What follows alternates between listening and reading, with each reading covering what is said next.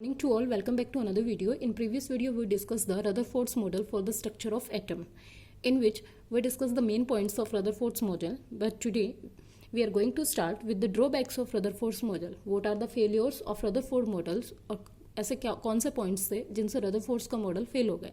The first one is he can not explain the stability of atom. कि Rutherford atom की stability को explain नहीं कर पाए. कैसे? अकॉर्डिंग टू मैक्सवेल्स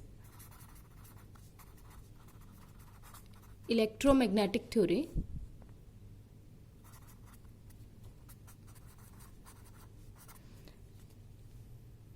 मैक्सवेल ने क्या कहा? एनी एक्सेलरेटेड चार्ज पार्टिकल्स कौन से होते हैं? जिनकी वेलोसिटी चेंज हो रही होती है. तो any accelerated charge particles emit radiations, energy और लाइट एंड लूजेस एनर्जी. कि कोई भी एक्सेलरेटेड एनर्जी पार्टिकल्स है वो रेडिएशंस को अमिट करेगा और एनर्जी को लूज करेगा. तो कोई भी चार्ज पार्टिकल है वो अगर एक्सेलरेटेड एनर्जी क्या है, डेफिनेटली लूज हो रही है. तो अगर हम यहाँ रदरफोर्ड के मॉडल को लेके चलते हैं तो this is the nucleus and electrons revolves around the nucleus. तो यहाँ पे क्या है? इलेक्ट्रॉन्स. अब अगर ये इलेक्ट्रॉन्स क्या कर रहे हैं? रिवॉल्व कर रहे हैं तो इनकी वेलोसिटी क्या हो रही है? चेंज. एक्सेलरेटेड के पास क्या है? चार्ज है. तो डेफिनेटली इलेक्ट्रॉन्स क्या हो रहे हैं? एक्सेलरेट हो रहे हैं और वो अपनी एनर्जी को लूज कर रहे हैं. एनर्जी लूज होने से क्या होगा कि इलेक्ट्रॉन्स जो है जब ये रिवॉल्व कर रहा है तो ये इसका जो स्पिन है, तो रिवॉल्व करने से इसका क्या है? स्पाइरल पाथ जो है वो स्मॉल होता जाएगा. तो दस the orbit of the revolving electron will keep on becoming smaller and smaller and ultimately क्या होगा? The electron should fall into the nucleus. की अल्टीमेटली क्या करेगा कि जैसे जैसे क्या है ये एनर्जी इसकी लूज होती जा रही है इलेक्ट्रॉन की, और यहाँ पे क्या है? पॉजिटिव चार्ज है. तो न्यूक्लियस क्या करेगा? इस इलेक्ट्रॉन को अपनी तरफ खींचेगा, इसको अपनी तरफ खींच के लाएगा. तो due to this atom should collapse. कि इलेक्ट्रॉन इस पॉजिटिव चार्ज के साथ क्या करेगा? कोलैप्स करेगा.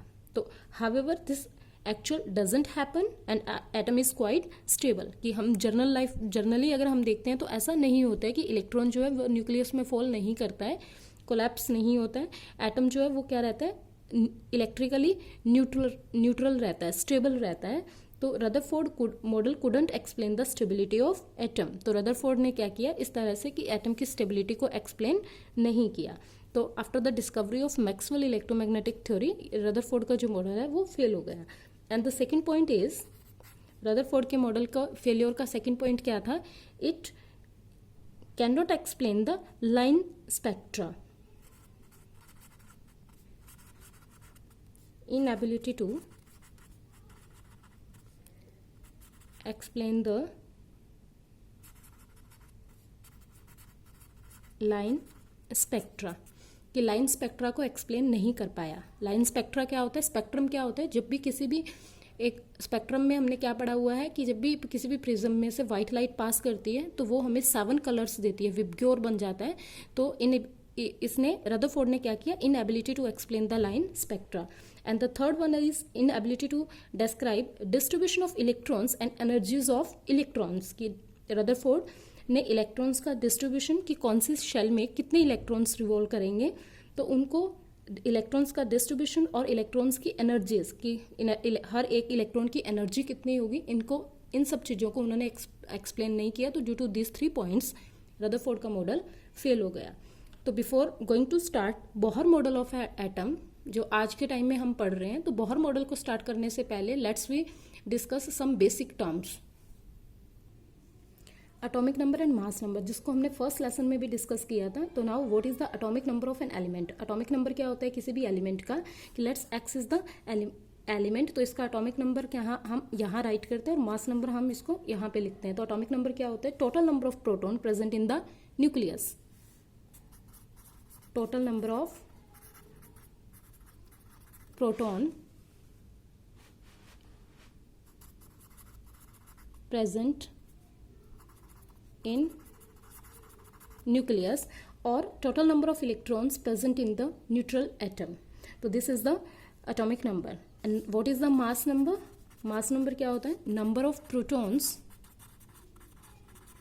प्लस नंबर ऑफ न्यूट्रॉन्स कि किसी भी एटम में कितने प्रोटॉन और कितने न्यूट्रॉन है। तो इनसे हम क्या कर सकते हैं, calculation of number of neutrons, protons and electrons.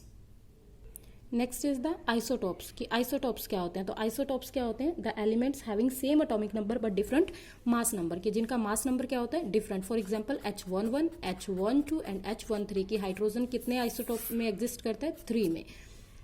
ऐसे ही क्लोरीन जो है वो अपने कितने आइसोटॉप्स में एग्जिस्ट करता है, 2 में, Cl35 and Cl37।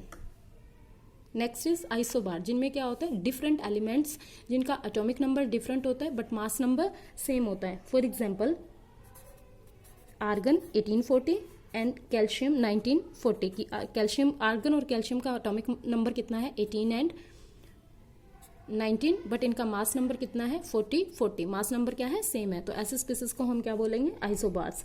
And the next is the isotones.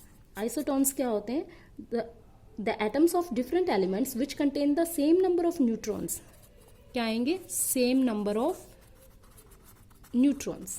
for example C614 N715 O816, तो each contains कितने न्यूट्रॉन्स, 8 न्यूट्रॉन्स। न्यूट्रॉन्स हम कैसे कैलकुलेट करते हैं, हमने प्रीवियस क्लास में भी स्टडी किया था कि मास नंबर माइनस में हमारा एटॉमिक नंबर, तो 14 माइनस 6 कितना है, 8। इसी तरह से इन सब में कितने हैं, 8 neutron. And the last one is the iso electronics. Iso electronics क्या होते हैं, जिनमें नंबर ऑफ इलेक्ट्रॉन्स सेम होते हैं। For example O2 negative, F negative की ऑक्सीजन का एटॉमिक नंबर कितना है, 8, और इसके अंदर 2 नेगेटिव चार्ज है, इट मीन्स कितने इलेक्ट्रॉन एक्स्ट्रा है, 2, तो 8 + 2 कितने इलेक्ट्रॉन हुए, 10। सिमिलरली फ्लोरीन का एटॉमिक नंबर 9, इसके अंदर 1 इलेक्ट्रॉन और है क्योंकि नेगेटिव चार्ज है, तो कितने हुए, 10।